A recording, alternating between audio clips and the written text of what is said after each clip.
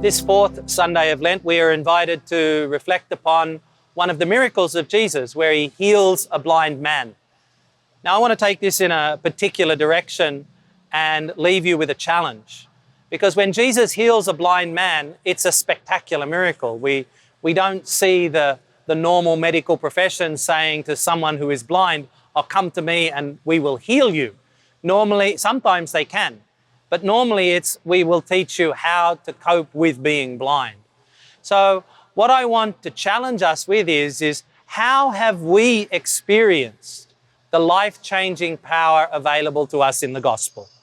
Has our relationship with Jesus brought us a life-changing experience, in other words? And to say to you, that's the way it should be in our lives. We should know and experience Jesus, the Holy Spirit, the Father, our faith, as something that can change our perspective on life, change our experience of life, call us into a new way of living. And if it doesn't do that, we have to ask ourselves, well, what is it? What is faith?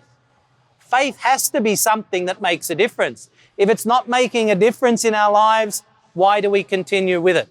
We eat food because we know if we don't eat food, we die. Our faith should be the same thing. We enter into a faith relationship with Jesus, a personal relationship with him, in order to avail ourselves of what that means. And that means access to victory over sin and death. That means access to the gifts of the Holy Spirit. That means access to the power of Christ to change our lives. Look at Paul. Paul is a persecutor of Christians. Paul is on his way to Damascus to either put him in jail or have him killed. But he encounters Jesus on the road, and it's not a 180-degree turn. It's a let's spin around 5 times and change everything turn. It's a let's do the lotto balls thing and completely change our perspective on our faith. Because that's what Paul says. It's no longer about me. It's all about Jesus.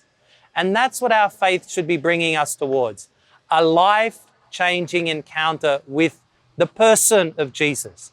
So personal relationship language shouldn't be cliche. It shouldn't be a cliche. It should be the reality that we experience in our lives. So let's open our hearts and ask Jesus to change our lives. Let's not be afraid. Let's open our hearts to the Holy Spirit and let him change us for the better.